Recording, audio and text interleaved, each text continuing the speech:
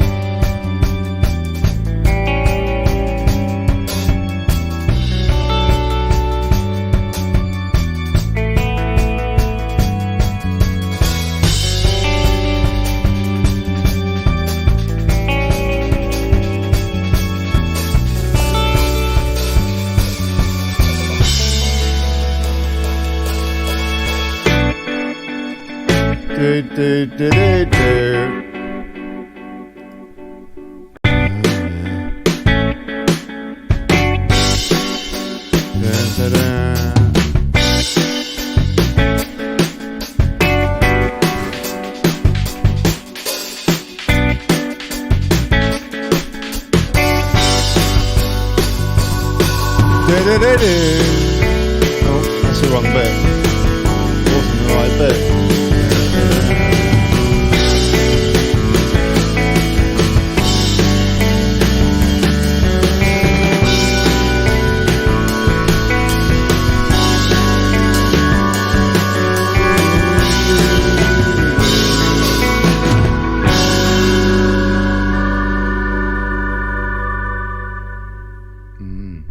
5 minutes, people. Yeah. Share the show, folks. God bless you. Thank you.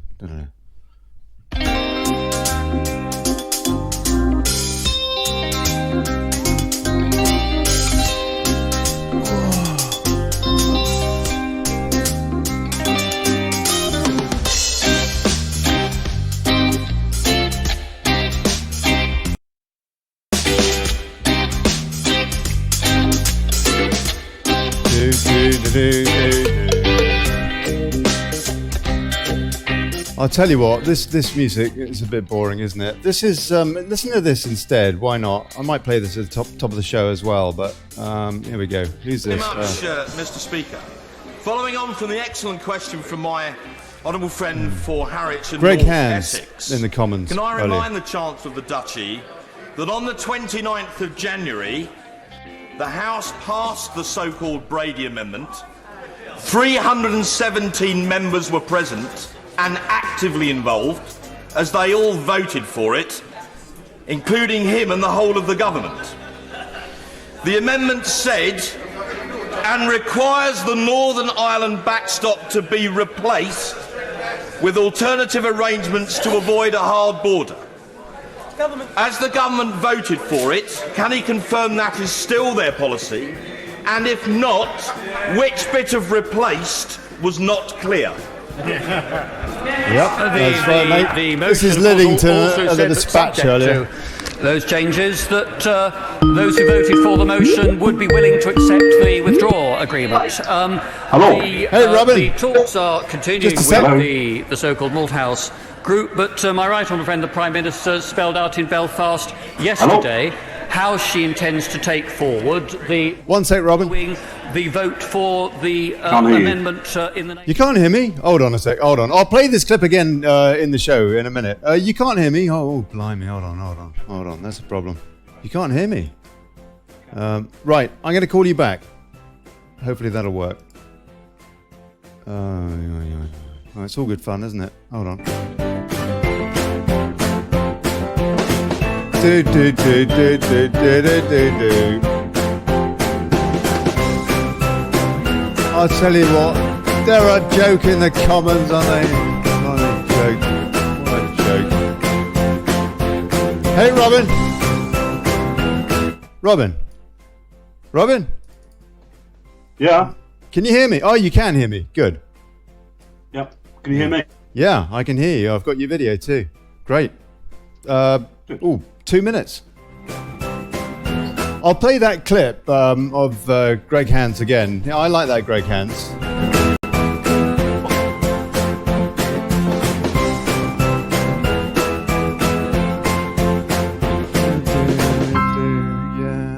Yeah, that was called Payday. Payday for the Commons. Yeah.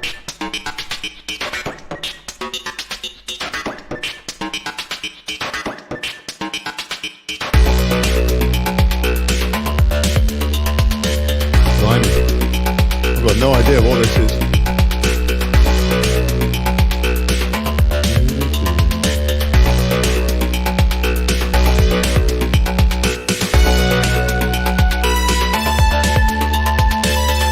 Oh, Struth, that's appalling. I'm sorry.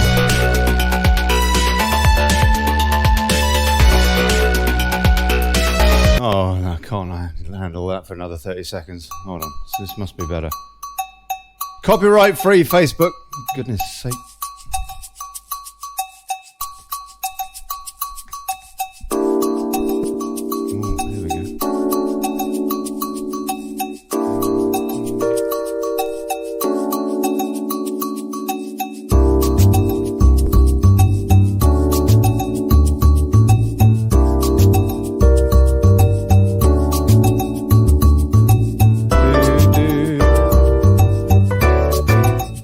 Going to hell. Cheers, Donald. Oh, blimey.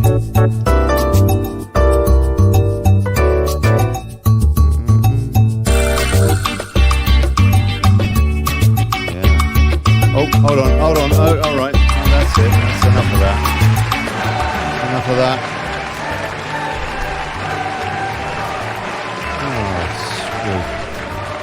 Hey folks.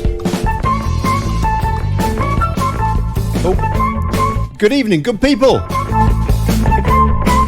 Welcome to the Daily Brexit.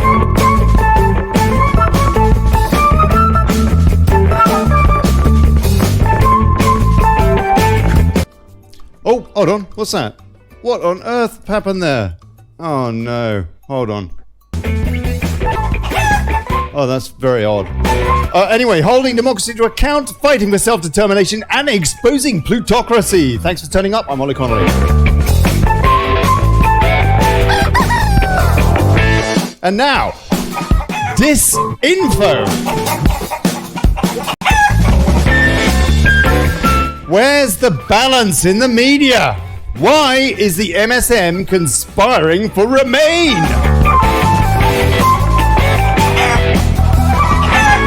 Bruges insider Robin Horsley from the Great Brexit Debate, to whom many in the comments were grateful for his input on last week's show Duplicity, is again here with me to give an insight into deep state remoron shenanigans. So that should be fun.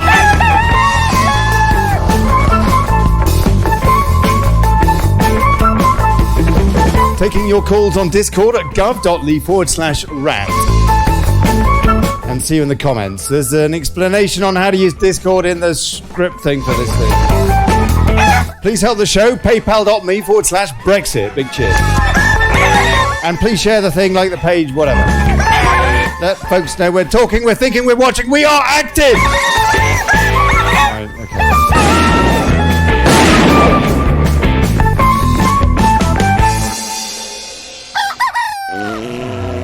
Good evening, Robin. How are you, sir? Good evening, Ollie. I'm fine, thank you. Good.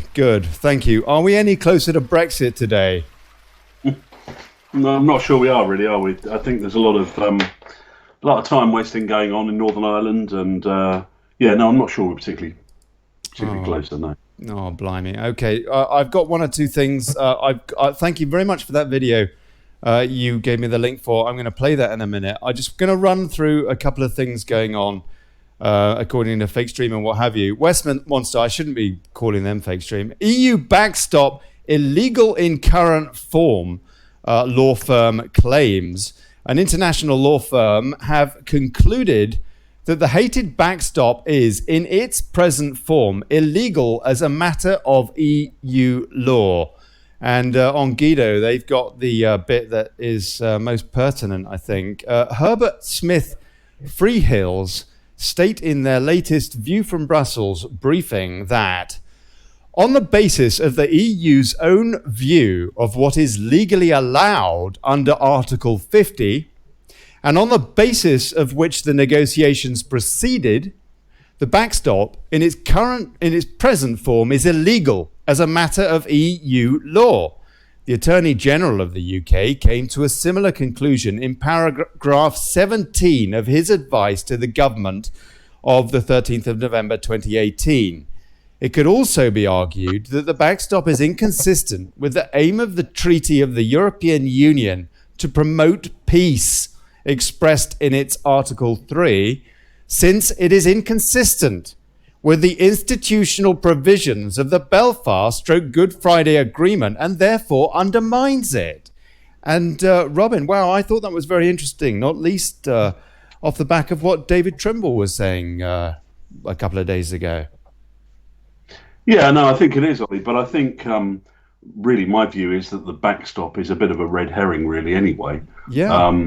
The purpose of the backstop is to draw focus onto talking about that issue and ignoring all of the other problems that there are with the withdrawal agreement.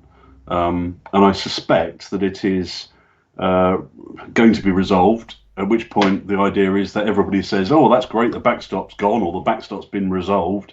We can all go ahead and vote for the withdrawal agreement. And of course, that ignores what the real raft of problems that really exist with it. Yes, absolutely. Very much, Mr. Speaker. I'm going to play this clip again. I played this just a few tidbits at the top of the show here. Yeah. Oh no! What did you think? Sorry. I mean, that has to be said though. What the first minister, stroke Nobel Peace Prize recipient, said about the backstop, that carries a lot of weight, huh? Yeah, I think it probably does. Yeah, I mean, but as I say, I think it's a red herring. So I think the fact that fair play. It's not something that could actually be realistically enforced. I think is, it's telling. It's going to be anyway. So I thought it was telling in terms of tonight's theme, DISINFO, actually, how the media kind of tried really to downplay it as much as they could. I don't know. I just thought that was very interesting what he said. But look, this is point in the House earlier. I want to play this. David Liddington was filling in for Theresa May today, wasn't she? And apparently it was I didn't see it, to be honest, a bit of a lackluster performance at the dispatch box was summed up by his dithering response to this question from, it's Marc Francois, on whether it was still government policy to replace the backstop. And this is off the back of, well, anyway, it's pretty Mr. Speaker, following on from the excellent question from my honourable friend for Harwich and North Essex, can I remind the Chancellor of the Duchy that on the 29th of January, the House passed the so-called Brady Amendment. 317 members were present and actively involved, as they all voted for it, including him and the whole of the government. The amendment said, and requires the Northern Ireland backstop to be replaced with alternative arrangements to avoid a hard border. As the government voted for it, can he confirm that is still their policy? And if not, which bit of replaced was not clear? The motion, of course, also said that subject to those changes, that those who voted for the motion would be willing to accept the withdrawal agreement. The talks are continuing with the so-called Malthouse group, but my right honourable friend, the Prime Minister, spelled out in Belfast yesterday how she intends to take forward the work following the vote for the amendment in the name of our right honourable friend, the member for Altrincham and Sale West. So she's going tomorrow. I don't know. I mean, the EU have said that they don't want to negotiate anyway. Merkel has sounded as though it's just a lot of nonsense. I don't know, Robin, what's your take on it? I think I was at a political meeting a number of months ago, a couple of months ago, just before Christmas. And it was a meeting of lots of different political campaigners from all parts of the political spectrum. And a very experienced Labour Party campaigner sort of sidled up to me, and she said to me, "Look," she said, "the backstop is a load of nonsense." She said, "This is right out of Tony Blair's playbook. You create a problem that's supposedly insurmountable in order to draw focus, and then at the last minute." You find some compromise and everybody cheers and, it's a great triumph and all that kind of thing. And I think that's probably what's going to happen here. And I think the fact that the EU aren't moving, doing anything, saying anything on it is to be expected. I mean, they're not going to move until the last minute, until they absolutely have to. That's the truth of it. And in the meantime, I think what we've got to do is expose the reality of the rest of the withdrawal agreement, as we did, partly when we were speaking last week. But there are many, many issues to do with the withdrawal agreement that are a problem. So, yeah, I'm not surprised at the situation. I'm just fiddling with your video on Skype here, actually. For some reason, it's chopping off the top of your head, and I've got no idea why. But anyway, okay. Other news today, just a silly story, really, I guess. Arrogant bully Tusk shocks BBC's Laura Kuenssberg with hell jibe. Blimey. I don't know why they're concentrating on Laura Kuenssberg on this story particularly, but apparently she's expressed her astonishment after Donald Tusk delivered a savage message to Brexiteers this morning at an EU press conference, and she is not the only one. Well, no, she's not. Mr. Tusk raged, "I've been wondering what that special place in hell looks like for those who promoted Brexit without even a sketch of a plan, how to carry it out safely." This is what he actually said. By the way, I've been wondering what that special place in hell looks like for those who promoted Brexit without even a sketch of a plan how to carry it safely. Thank you. What would you say to that, Robin?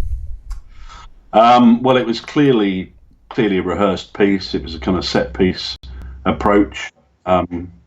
You see the way that Varadkar and Tusk talked about it afterwards. Yeah, that's well. Actually, I didn't hear. What did they say? Well, it was a kind of hot mic moment when the mic was on and they didn't realise, and it appeared to be that the Irish Premier was sort of congratulating Donald Tusk for landing his point, I think. When I think of it, I mean, it was yet another piece of propaganda designed to you push the point of view across that somehow this is a crazy and ridiculous situation that the UK could possibly want to, have its own governance as a nation. I mean, poor little island off the coast of Europe. How could we possibly do that? It's far too complex, far too difficult. It's a bit of a. We could run out of lettuces or something. It could be awful. It's a bit of a cheat coming from one of the architects of the euro too, isn't it? I mean, yeah, unbelievable. Anyway, there is such a depth of delusion and lack of kind of self-awareness, really. And a lot of the people who are involved in the upper echelons of the European Union, they really have very little ability to kind of reflect and look at the disaster that they've presided over. To come out with that sort of stuff is just ludicrous. Yeah, no, completely. Just a couple of other tidbits today. Italian deputy PM meets with French yellow vests. One of Italy's deputy prime ministers, 5 stars Luigi Di Maio, has met with the French anti-government yellow vest movement. That won't go down well with French President Emmanuel Macron, writes Westminster. Following persistent nationwide street protests, Di Maio has tweeted, "Today, with Alessandro Di Battista, we made a leap in France and we met the leader of the Yellow Waistcoats, Christophe," the waistcoats is what it says here, "Christophe Chalencon, and the candidates for the European elections of the list RIC of Ingrid Levervasseur. The wind of change crossed the Alps," he said. "The Yellow Vests are likely to stand in May's European elections," is pointed out by Westminster. That's not part of his quote. Quite an interesting development there, Harp. I often wonder if what will come first, Brexit or EU implosion, care of people such as the Italians, Robin. Yeah, absolutely. I mean, the situation in France, I mean, you've probably seen a lot of the stuff that's been going on social media. There's been lots of coverage of not on the BBC. no, just on social media. You've probably seen the stuff that there was Bordeaux was on fire. I think on Saturday there were fires in the streets of Bordeaux and lots of cities all around. That's right. Some nasty police violence as well, frankly. And that guy was blinded or in one eye. I can't remember his name, but one of the leaders, I think, of the Yellow Vest, or certainly a respected guy in the movement. It's been pretty awful. I don't know. I mean, it just seems to me. I mean, Macron. I don't know. I mean, the police response has just been overboard, hasn't it? Does it not show the massive disparity, the reality actually of plutocracy? Are we not just seeing that absolutely in France more than anywhere else in Europe right now? Yeah, I think it's scary, Ollie. I think to see the kind of brutality that's being meted out by the French police to their own people is pretty shocking. And I think it's this kind of slow slide. Things change slowly over time. But if you could sort of go back 5 years and show people 5 years ago, just 5 years, shots of film of the way that the police are behaving on the streets of France now, I think people would be horrified. They'd be saying, how could this possibly occur in the next 5 years? This is what's going to happen. They wouldn't have believed it 5 years ago that we could have gradually got to this point where that sort of thing is going on in France. I mean, France, I'm married into a French family. My wife is half French. We spent a lot of time in France. We were there a few weeks ago. We were down in the south, actually. In the south, sort of east. Flew into Geneva and then drove through France. And the first road toll we got to was the Gilets jaunes were out, and everybody was being shouted through. They weren't collecting any road tolls, so it wasn't just in Paris. This was when the only mainstream news was saying, "Oh, there's a little bit of local difficulty in Paris." It's not; it's across the whole country. It's incredible, isn't it? That actually, I think, has been the most interesting thing for me is how, as you say, how nationwide it is remarkable, huh? It is remarkable. Yeah, well, they say the difference between the British and the French is that when the police turn up in Britain, we all kind of look around and go, "Oh, what are they up to?" In France, everybody just runs away. Oh, blind. Well, it is incredible. Okay, one other thing: EU fear. Jacob Rees-Mogg reveals real reason EU are unable to risk no deal Brexit. Let's have a quick listen to him. I think leaving without a deal on World Trade Organization terms would, for us, provide as many opportunities as risks, that it would allow us to cut tariffs on products we don't make in this country straight away, remove non-tariff barriers, lowering the cost of food, clothing and footwear, particularly benefiting the least well-off in society, earlier rather than later, whereas the implementation period continues to protect inefficient European industries selling into the juicy UK market. So there would be disadvantages for them if we left on the 29th of March without having come to an agreement. Have you interviewed Jacob, Robin? No, I filmed him week before last at a Bruges Group meeting, but along with the rest of the world, we had media, all the mainstream media were there. But no, I haven't interviewed him directly. I mean, that's kind of on my list. Yeah. Yeah, no, I'll bet. I'll bet. So you're working with the Bruges Group in association with the Great Brexit Debate. Is that correct? Yeah, it is. Essentially, what happened was the chairman of the Bruges Group, a guy called Barry Legg, who's an ex-member of Parliament, gave me a call before Christmas, and they had understood what I was doing with the Great Brexit Debate and they understood that I was producing video clips, and a lot of those clips would be quite viral, would have a lot of legs. They would get to a lot of people because I was producing content that people would share. And they said, look, would you be interested in coming and helping us do the stuff that we do and pushing it out on social media and helping us with the distribution of clips and the filming and all that kind of stuff. Super. And so they invited me along to a strategy meeting, and we sort of put our heads together and said, okay, well, how can we work together to get the message across, really? Yeah, and what Bruges do incredibly effectively is they organise these meetings in central London, and they're every week or two in a location very close to the House of Parliament, so in Westminster, and that enables Eurosceptic members of Parliament to have a platform. And basically what we do is we provide a venue, or the Bruges Group provide a venue, and we facilitate the mainstream media coming into those venues, and I, with multiple cameras, shoot all the footage as well, and we push that out on social media. We'll also be doing live streams. Well, we do live streams currently. We've just got some new kit. The Bruges Group have invested in some new kit, so we'll have some really nice live streams going out fairly shortly as well. So it's really compelling, really interesting content. Sorry, that was rather a long answer, Ollie. No, it was a great answer. Thank you very much. Thank you so much for what you're doing. Let me show this video to everybody.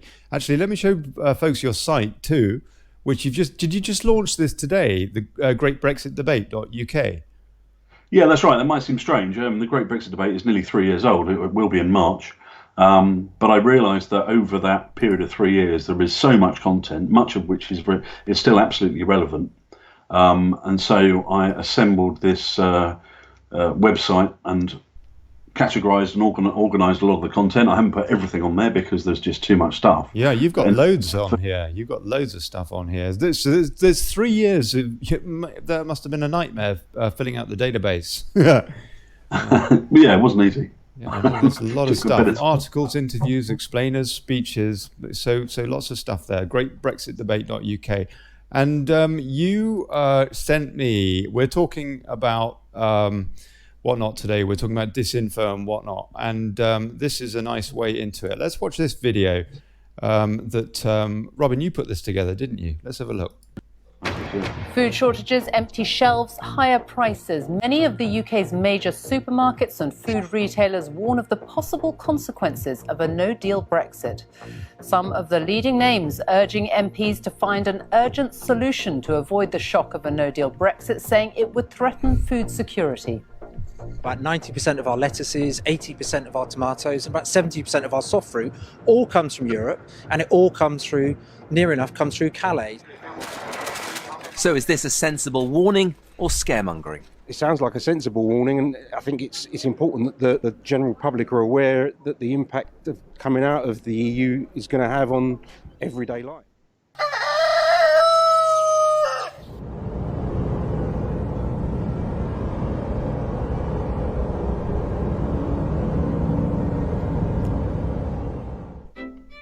Just ringing Sainsbury's.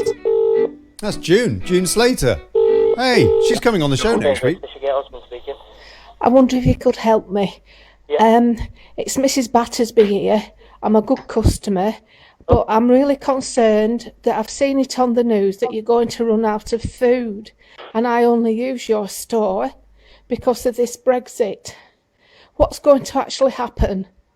No. I don't want you to worry about anything.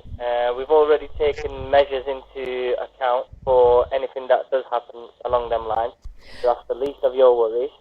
But I can assure you that we'll have plenty of stock available. And what about when I go and stay with my sister in Blackpool? Will Blackpool have some food? Yeah, well, the the way that we look at it, we need to look after every single one of our stores. So it's not going to be prioritised in any way.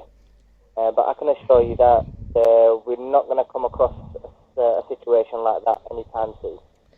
Oh, thank you. You've made me feel a lot better. I was going to go to the doctors because I were worrying. But anyway, I'm going to watch Murder, She Wrote instead now. That's fine. Thank you. Bye. Thank you. Bye-bye. Bye-bye. The Great Brexit Debate. Right. Okay. Robin, thank you so much. Disinfo. Oh, blimey. How conditioned are we by it? Hugely, I think. Yeah. I mean, this is an enormous subject, isn't it? Oh, yeah. I think. Let me tell you a little story, if I may, just as a way to sort of get into this. Yeah. I suppose around about getting on for 20 years ago, I became very friendly with a guy who set up one of the largest PR companies in the country. And I suppose up until that point, I thought that news was something that journalists went out and found and then reported on. And they reported on with balance, and they had that sort of duty of responsibility. Yeah. What I really understood at that point was that that, if it was ever true, was long gone in news. Really, what news was about was lots of PR companies, public relations companies, who would be delivering stories to journalists and broadcasters in the media. And really, the job of the journalist was to decide, what to report based on what they were fed from various PR contacts. They weren't really going out and investigating very much, but you know a lot more than this about this than I do, Ollie, because that's what you've done for a living for quite a long time. Cheers. Yeah, that's right. I crossed over to the other side of the tracks and became an activist. But yeah, no, absolutely, I did. I worked for some of the alphabets, and I completely agree with everything that you're saying. Please carry on. Yeah. So I think, as far as the story goes. I became very concerned because the company that in question, I won't name them, you'll understand why in a minute, because I became very concerned about the relationship that they had with the Labour Party at the time, because they were effectively running a political. They were deeply embedded in delivering a political campaign through newspapers, to a degree, a level of control that they had, a level of sort of captive audience they had in terms of the journalists that they would push stories through, that gave them enormous control. I became quite disturbed at how completely unbalanced the whole thing was. That's where. No, I completely agree with you. I completely agree with you. It's just sickening. My mate Piers, who was on here last night, he says that he feels physically sick when he watches BBC News now. When you begin to understand a little bit about how some of the things really, really work on this planet, and then you see the disparity between that and what you see on the news. And for example, and one of my biggest bugbears is what they call the running order, which is the list of stories. It's the order of the stories on the newscast. And it is so telling, and basically the way to sort out your running order is you question what's the biggest story what's going to affect the demographic the most. That's how you choose your running order, your stories, or you should really, if you're working for your demographic. There's also an argument to say that there needs to be a balance with things that don't affect them if they are just morally very important. There is an argument for that. But otherwise, it's things that affect them. And when you look at that, and then you look at, or consider that, and then you look at any newscast, any mainstream fake stream media outlet, you really begin to realize how it's just, and so much of it, the thing that gets me, in fact, I'm going to pull up the papers just today. Every day it's the same. The distraction factor, I think, is what frustrates me the most. We are being talked to by the mainstream media as though we are just absolutely abject morons. But people are still buying the papers, or are they? Are people boycotting it more now, do you think, Robin? Is it? I mean, we've seen, for example, The Independent, they are now only online, aren't they? Their rag went out of business, thank goodness. What's left of it, I think, is owned partly by the Saudis now. But I mean, the bottom line is that they are all finding it very, very difficult. Their model is failing now. The genie is out of the bottle with online, and they I don't know. I mean, will they survive? The Guardian is asking people to donate money, as well as obviously selling stuff. Yeah. It's a difficult situation, isn't it, for news? I mean, the big problem, I think, which is at the root of it for a lot of news outlets, is that news is effectively free all the time that we're forced to be taxed for the BBC, because it means that everybody else is competing in a market where the thing they supply is effectively free. So that makes it very, very, very difficult. And from a Leaver's perspective, from a Brexiteer's perspective, we're in the difficult situation now where the Telegraph is really the only broadsheet newspaper that is pro-Brexit, yet it is stuck behind a paywall. So there's only a very small number of people who get that information. It's a very good point. It's infuriating that it's stuck behind a paywall.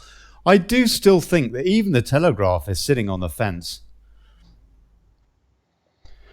You think it's sitting on the fence? Well, I mean, it's more pro-democracy than the others, sure. But in the run-up to the referendum campaign itself, it was definitely sitting on the fence. And in fact, if anything, I thought it was more slightly pro-Remain, with people like Ambrose and Warner, who were, maybe more pragmatic. But I don't know. I don't know. But they all seem to have played around a little bit with their editorial. The Express is, to me, a great disappointment. What happened there? Because they were bought by, was it Mirror Group? And they are now basically spinning exactly the same editorial as Daily Mail. I.e., for example, Tory MPs should be getting behind Theresa May's deal and stuff like that. The Express, and under, was it, I don't know, Mickey Desmond, was it? That Soho geezer? Well, it was at least a rag that genuinely was, that was a leaving rag, no? The Express, once. We haven't got any now. Not that are absolutely 100%. That's right. I think you see, I mean, if you look at in the comment streams about, on the Daily Mail or the Express, you see that when they try and take a sort of an anti-Brexit line, particularly the Mail, there is huge kickback from the readership. But I think over time what they're trying to do is soften their position, and certainly this whole kind of approach to the withdrawal agreement, what we were talking about at the start of this, is certainly what's going on. This is disinformation. The idea that the withdrawal agreement, once it's resolved, is synonymous with Brexit is the big lie, and that's the one that's even being peddled by the people who we thought were on our side. Let's take a few comments. I think you're basically right about the Telegraph, all in all. I think, I don't know, they have changed a lot again, haven't they? They brought in this editor about 4 years ago now who wasn't so much interested in the editorial. He was more interested in sales. And he came from an online marketing, SEO sort of a background, as opposed to being a more traditional Fleet Street editor. And I think they've changed a bit since then as well. But it is the BBC that most concerns me, most of all. For example, a couple of, I was going to read, I will come to some comments in a sec. There was a letter that was written by some ex-head of, I think it was MI5, some guy with a double-barreled name, I can't remember his name offhand, in association with Lord Guthrie. And he was saying how Theresa May's withdrawal agreement is very dangerous, a security risk, and particularly this idea of giving the veto to people that are not part of the family, for crying out loud. And just stating the bleeding obvious, And so he said it is a security risk. The best thing we could do, he said in this letter, would be to go out with a no-deal scenario, i.e. WTO deal, a WTO deal. And then they didn't even cover it.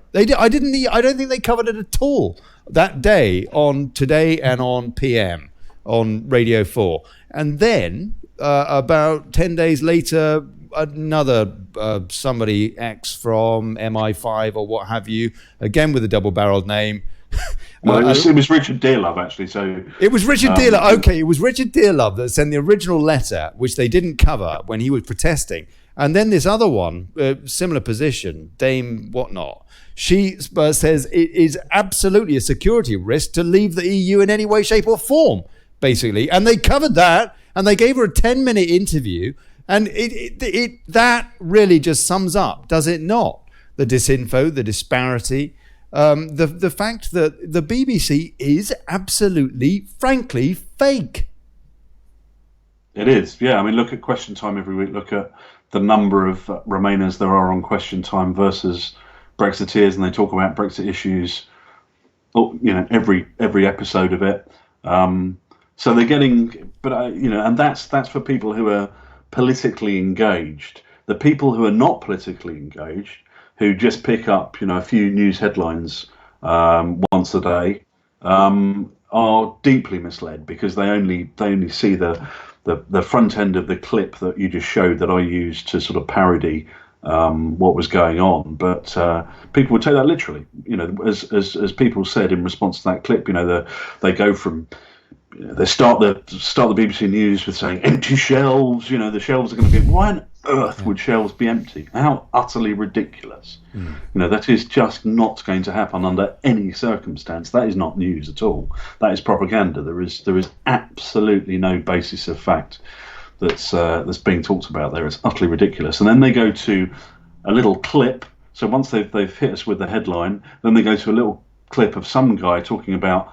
90% of our lettuces come from blah blah blah, and the assumption is that he's talking when he says our, he means the UK's lettuces. Well, I put that clip up, and immediately there was a lorry driver who goes and picks up thousands of lettuces every day from Shropshire, and he said, "I'm sorry, this is complete nonsense." When he's talking about our lettuces, maybe he owns a shop in London or something, and maybe he buys 90% of his lettuces there. But of course, you don't, as somebody watching the BBC News, you don't get a chance to think too much about that. You just accept what you're being told, unless you realise that in reality you're being deliberately misled, and that's what's going on. Yeah. Come the revolution, there are going to be some serious questions to be answered. Yeah, we were talking actually after the show last week, weren't we? And I was saying, I think it's kind of like in South Africa after apartheid, they had a Truth and Reconciliation Commission because there was so much bad blood. That's right. And I kind of feel like if we ever get out of this thing, we're going to need the same thing because we're going to have to resolve some of the appalling things that have been done. Do you think that the media is over-egging the cake? Do you think that, for example, the lettuce-style type scare stories are actually not doing them any favours anymore? Well, I think they've overcooked it, certainly. We're not seeing any compelling polling that say that people change their minds over the summer. It's hard. It's hard to know, of course, but it makes you wonder, doesn't it? Yeah, it will have some impact, and I think since Chequers. What about that story about the Queen? What did you think about that story when you? Well, I know what you thought, but do you think that would have been effective at all in any way for this kind of onslaught of Remoranism? Yeah, I think it was so ridiculous. It was sort of over the top, and therefore people questioned it. I think it's when the stories are slightly less ridiculous that they're more damaging, really, because people sort of accept the kind of supposition. Yeah. As Michael Gove said the other day after his barnstorming speech, he said, as the BBC say, despite Brexit, everything is despite Brexit. That's pretty damaging, because the presupposition is that Brexit is a damaging thing. It's not. It's an unleashing of our potential as a nation. It's setting right a historical wrong. The stories, I guess, that are most damaging are the economic stories, because they're the ones that it's harder for us. They're less tangible. It's harder. You kind of just think, oh, for crying out loud, we're going to get some lettuces or whatever. But and the Queen, they were there through the Blitz or something, or in anyway, I don't know. Okay, let's take a few comments and see what people have got to say. Neil Treese, you have to understand there's a 3-stage complaints process before you reach deadlock with the BBC are entitled to refer the matter to Ofcom. They hope you fall at once at one of the 3 hurdles, which are identical.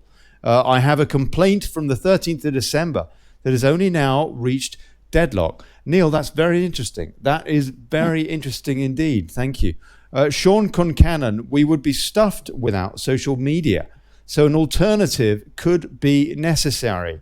We need to be very watchful of any moves to oversee Facebook for supposed dangerous content. Freedom of speech, so important. Yes, Sean. And this show did talk quite a lot about Articles 11 and 13. That EU legislation. Robin, are you aware of those articles that were seeking to essentially censor the web? You're talking about was this part of the GDPR stuff, or was it the well, it was after through. It was after the GDPR. That was the first stage of their kind of censorship drive, as I understand it. I know what you're talking about. Yeah, absolutely. Yeah. No, the EU, it is legislation now that we have to. I don't know that it's come into force yet, but I do know that they voted for it. And you have to do things like you have to ask permission to use any clip whatsoever. And I don't know how. To be honest, I need to get somebody in with a legal brain to specifically discuss this. Yeah, but the bottom line is that they are trying to censor us. There's other EU legislation, and I'm not sure how, which is older legislation, because that legislation is quite new, Articles 11 and 13. There's older legislation, EU legislation, that tells journalists that they cannot criticize the EU. Do you know about that, Robin? Utterly ridiculous. Yeah. No, I mean, I think that what we're seeing is maybe that's why the BBC don't criticise the EU, because they're not allowed to under EU law. I'm not joking. There is a clause. It actually puts the EU on a pedestal with religion, and in the same clause says you can't sort of be saying, you can't be criticising. I can't remember the exact wording. Again, we should do a show specifically on that clause. But the bottom line is that they are trying to quiet us down completely. It's a contractual obligation, isn't it, with people who are paid, who have a pension with the EU, so ex-commissioners and the like, that they are required as part of their contract not to knock the EU. They can potentially lose their pension if they do so. That's an abuse of power, and we're seeing it slowly encroaching. It's not very different from 1930s Germany and burning books, I'm afraid. Yeah, completely. It's not good to have Nick Clegg working for Facebook as well, is it? Really? That's right. No, absolutely. I wonder if because it seems to me that with this legislation that they've brought in, the EU, they are not going hardball on it at the moment. But if they're at a stage of full integration, they've got control of our armed forces and all the rest of it, then they could just enact this policy that's already in place. Yeah, absolutely. Yeah. Well, what we saw was that it was with that particular legislation that, fortunately, was picked up by a lot of people across Europe had realised what was going on. They'd seen the draft legislation, because there's actually quite a short period from the European Commission drafting legislation before it can go through European Parliament. But various groups picked it up and publicised this. And it actually managed to get defeated in the Parliament. So what that means is the legislation then goes back to the Commission. But of course, what happened was they just kind of redrafted it slightly, did a few side deals with people in the European Parliament, and off it goes through again. So the legislation got through, not completely intact, but largely intact, as I understand it. It hasn't been enacted. My understanding also is it hasn't been enacted yet.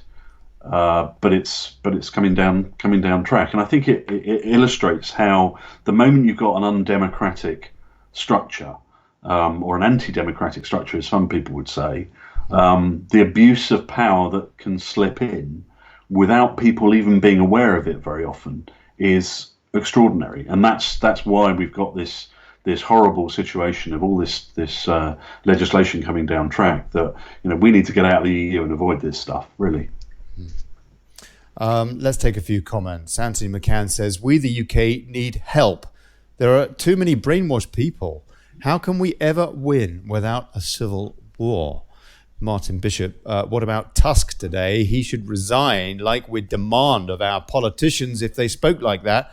Well, I tell you, I mean, people. It would be nice to get rid of Burko for a start, wouldn't it? And look at Keith Vaz. He's still, riding high, isn't he? Justin Shasha, don't overlook the lettuce. Corrupt experts, yet again getting it wrong, says Steve Freedom. And David Laddie, who killed Roger Rabbit? Naff wrong with munching on a nice lettuce, says Daz Butterfield. And I can't read that comment, Kerry, about cucumbers.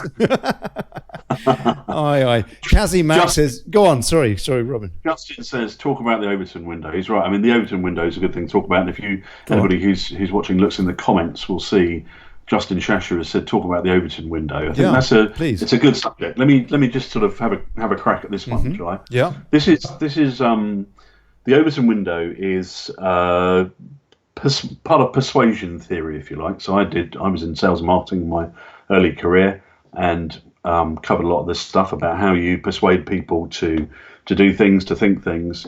The Overton window is a sort of model for persuasion. So you take an idea that would be completely unacceptable to people, and rather than taking a great leap, expecting people to immediately adjust to your new idea, because they won't, they'll be completely opposed to it. You shift the Overton window, as they call it, over a period of time. Imagine, you're trying to jump a river, and it's a wide river. You're not going to be able to jump it in one hit. So what you would do is you put stepping stones across the river. Well, the Overton window is really about doing that in terms of how you persuade people. So something goes from being a radical idea at one end to all the way through a whole series of steps to being accepted policy, to being sensible, accepted policy. And if you look at Justin has provided you've got it up, I think. On your I have. Yeah. It says the Overton window. Sorry, go on. Yeah. Is it like going from unthinkable to radical? Sorry, go on. Yeah, go on. Carry on, please, Robin. Acceptable to sensible to popular to policy. So it's about taking people slowly through that process. I mean, I read a few years ago a number of books about what happened in Germany. I'm very interested in that period from the point of view of history. I mean, I'm fascinated by the 1930s, actually, probably more than I am the 1940s, which was when all the drama was going on, because it was really the time at which the people in Germany were persuaded to accept this aggressive fascism. And the German people in the 30s were not receptive to that at all at the start of the 30s, yet by the end of them, they were entirely. They'd been brainwashed is an overused word, but they had been slowly persuaded, and that's what the Overton window's about.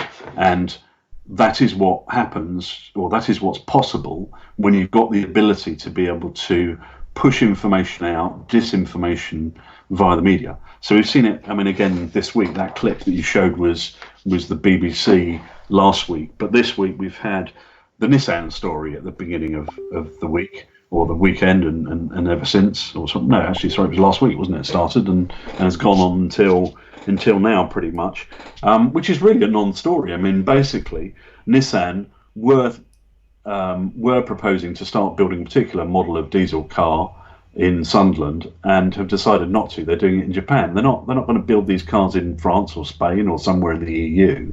In fact, because sales of diesel cars have collapsed so much because of problems with the emissions from diesel, that they've decided, in fact, that they're manufacturing them in Japan, and they can service the market quite well exporting from Japan. It's pretty much a non-story, and trying to associate that with Brexit, I mean, there really isn't a link. Same story. I gather from one of the sites out there. The Toyota Corolla has just taken on another few thousand people to build Corollas. That's right, and that's a much more popular car, isn't it? Yeah. It's not absolutely. It's not a niche 4x4. It's like it's the most widely selling car on the planet, or something I read. Yeah, and we had the Airbus story, which then finally Airbus, under pressure, admitted they'd been put up to it by the government. And I think this is the thing that people maybe don't understand is when you see a story on the news, this is not some kind of random act that occurs, or somebody at the BBC starts sort of randomly phoning up business people and saying, "Oh, what do you think of this situation?" And whatever they say gets reported. It is because a public relations firm has a particular agenda that it's paid to deliver by its client, and it goes out and it creates stories for news outlets. News outlets, because of the deep competition that there is in the marketplace for news at the moment, and the fact that they're all competing against the BBC, who give away news for nothing on all channels. This is how it works. Who is behind this, Robin? Who? Tell me a bit about these people. You were mentioning some shadowy characters that are hanging around Millbank. Who are? But I mean, we all have our sort of conspiracy theories and what have you. How accurate are they? Well, okay. Let's just talk first about political lobbying. Political lobbying is not a conspiracy theory at all. No, sure. It's a fact. Yeah. There are something like 25,000 political lobbyists in Brussels, and they are working on behalf of firms, in some instances social concerns, but in a lot of instances, in the majority of cases, for commercial concerns, so working for businesses in order to get EU regulations that give them advantage in the European marketplace. Right. As far as political persuasion is concerned, in the UK, of course, there is the same thing, but less so, because or there's been a decreasing amount of it as more and more law and regulation is created in Brussels, and has been over the last 20, 30 years. But what you do have in the UK, you have all these organisations. So you've got Best for Britain, which was the group set up. With the face of it was Gina Miller, who took the government to court effectively and determined that Parliament had to agree to triggering Article 50, which Parliament then did. She then distanced herself from it because the Best for Britain was funded, or Tony Blair was involved, and George Soros famously put in £500,000 at the very early stages. But it appears to have had lots and lots of funding, many, many millions of pounds worth of funding. And there's a whole series of groups. There's Best for Britain. Why do we, just as an aside, just as a brief aside, why do we allow that? Why do we allow our politics to be influenced by foreign billionaires? Yeah, absolutely. I mean, it's an interesting thing, isn't it? During a political campaign, so let's say during a general election campaign, there is a very specific limit placed on the amount of money that any political party can spend within the campaign time frame, which might be, I don't know, 8 weeks before an election. There's what they call a short campaign and a long campaign. Can't remember how long those are exactly, but it's a relatively short period of weeks. But as Linton Crosby, who's a famous political campaigner, Australian guy who has run a lot of political campaigns for the Conservative Party and other political parties across the world, as he says, you don't fatten the pig on market day. In other words, you don't persuade people to think the things that they do in order that they'll vote the way that they will within the campaign time frame. You do that months and years beforehand. Yet we're allowing George Soros with his millions. I mean, George Soros is the guy, by the way, back in the 90s when Britain attempted to join the exchange rate mechanism, which was the precursor to the euro. He bet against the Bank of England. He bet against the Bank of England. You just broke up there a bit. He bet against the Bank of England. Basically, the Bank of England was being supported by the government. We're trying to support the pound, and he basically shorted the pound and made, I think, allegedly, £1 billion, which is effectively money that the British government were putting into the markets. Was that Black Wednesday, Robin, when that happened? It was around that time. I'm not sure if it was actually Black Wednesday that it occurred on, but yeah, it was around that sort of time. Yeah. So that's what Soros did. He has, I gather, I've read, I don't know exactly the truth of this, but I gather that he's got somewhere between 20 and 40 billion pounds at his disposal. And I think you have to look at this from the EU's point of view as well. Our net spend with the European Union is somewhere between 10 and 12 billion pounds per year. So the gross is sort of 18 to 20, but by the time you take off our rebate and you take off all the money that the EU spend in the UK, our net spend with the EU is 10 to 12 billion pounds a year. If it costs them 5 billion in campaigning costs to prevent us from leaving the European Union, they're quids in. You know, if it costs them 5 billion, which is only half of 1 year's contribution, and politics in the UK is very, very cheap. If you compare it to the US, you need hundreds of millions of dollars to really make things change, make things happen in the US. In the UK, politics is cheap. You know, you don't have to have a great deal of money to do it. It's fascinating. Okay, take a few comments along these lines, because the politicians are in it for themselves, not for the good of the country, says Martin Bishop, answering my question. And Amanda Rolovson says, money, money, money, that is all, nothing else. Amin Ahmoud says, pharmaceutical companies are corrupt to the core. Lee Hollands, surprise, surprise, Thomas White, because they're thinking of their deep pockets and the fact that most voters have all been brainwashed for so long. That's how they're getting away with it, Ollie. David Laddie, Money Talks. Kenneth Knoll, Gabriel Curran, business-like charities and charitable businesses.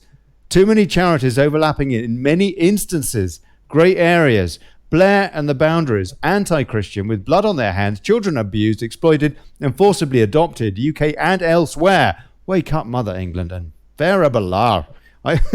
Kenneth, Faraballah, I didn't pronounce that right, probably. I don't know.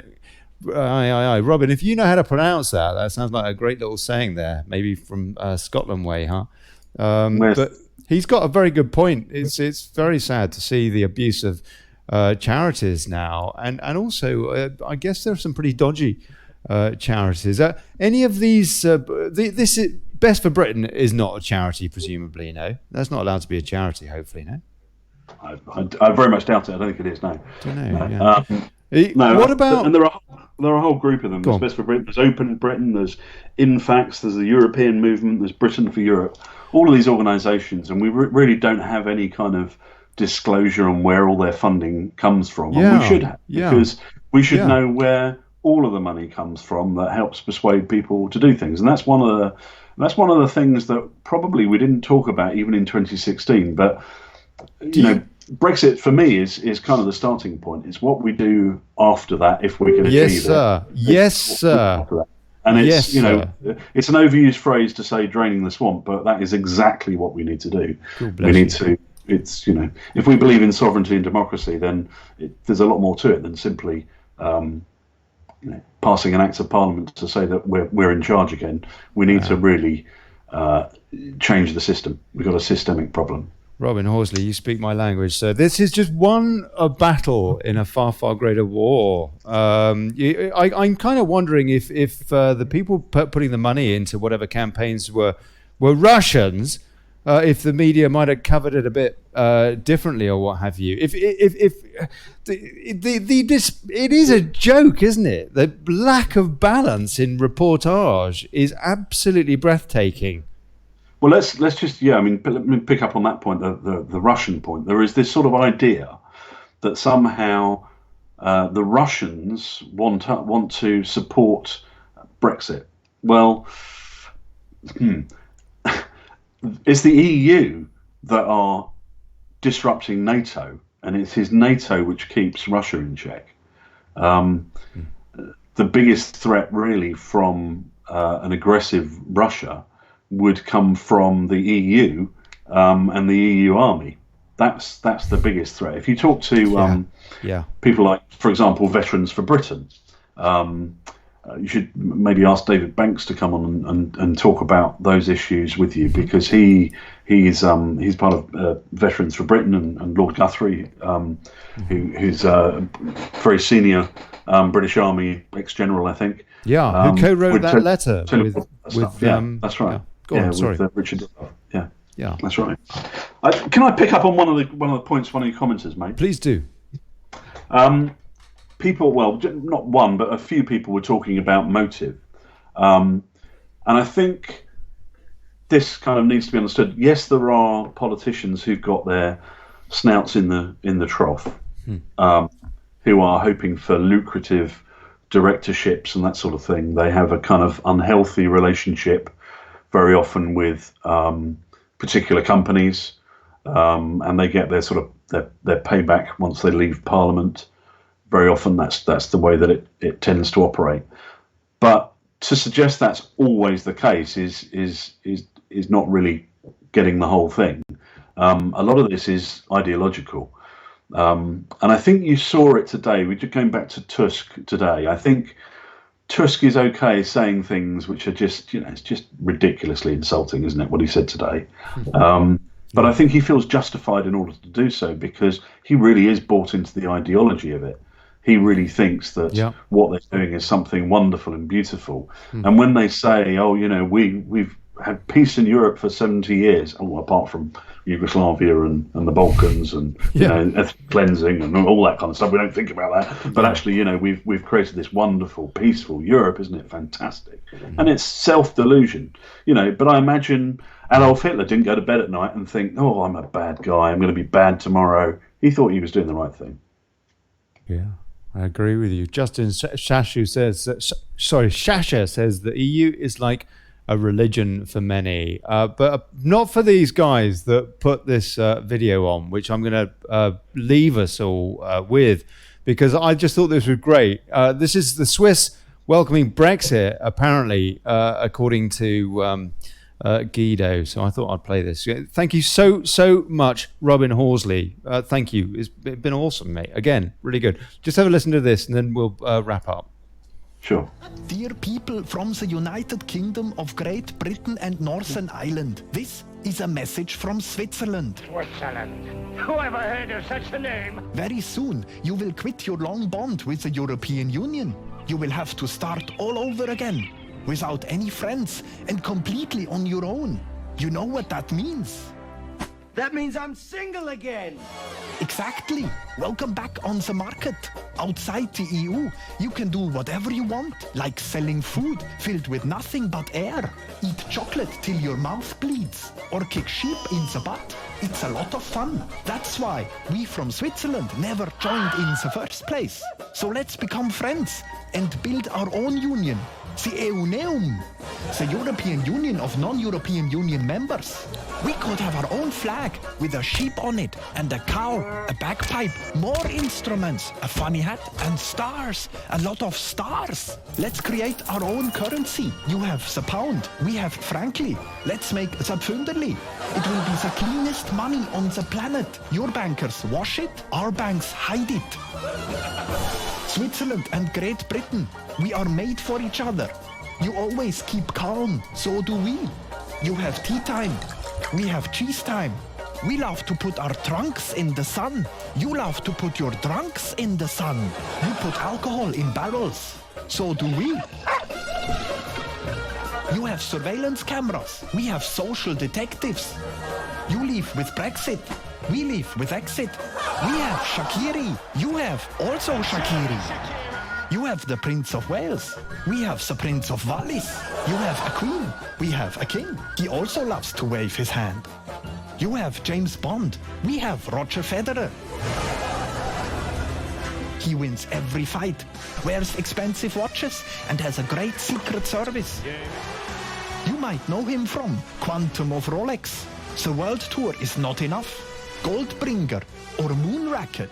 Movies so good, even Roger will cry. So, let's partner up. You teach our politicians how to speak your language. On English, very difficult. I think that's possible. And we teach you how to sell weapons to homicidal princes. And don't worry, if you don't like our new union, you can always leave, because that's what unions are made for, oder? Right, that's it. I want to say a big cheers to you, Robin. Again, for popping in. Thank you so much, sir. Your input is awesome. Are you going to pop on? Oh, hold on. I can hear somebody's tab there. Are you coming? Please come back next Wednesday if you can. I don't know what's going on with the audio there, but hey, we didn't have... the audio's been good this week so far, yeah? Amazing. Robin Horsley from the Great Brexit Debate and the Bruges Group. Wow. Thank you, Robin. I'll tell you, great, awesome input. Really appreciate it. And last night from Gwaine Towler as well, yeah, former head of press for UKIP. That was a cracking show. He didn't hold out much hope for there being olive branches between Farage and Batten, which is a bit of a worry. Yeah, he did. No way, he said, no way. Which is a bummer. So what can you do? Yeah.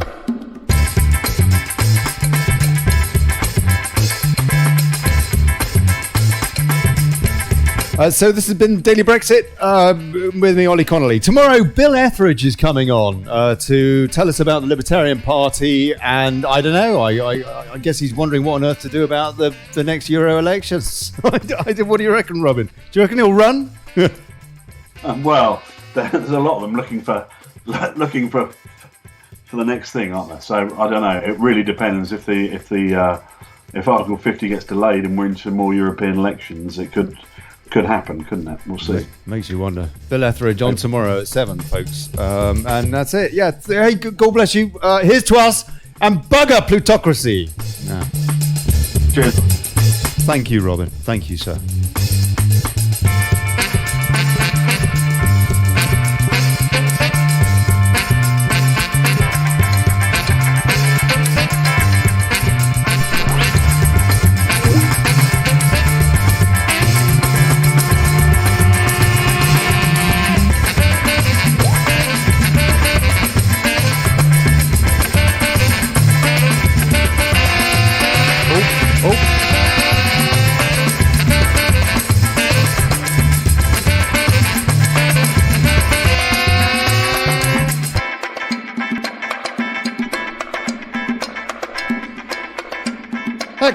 That Chris Sinner has just joined Krishna Kali, for crying out loud, girl. You're way too late. I'm literally about to...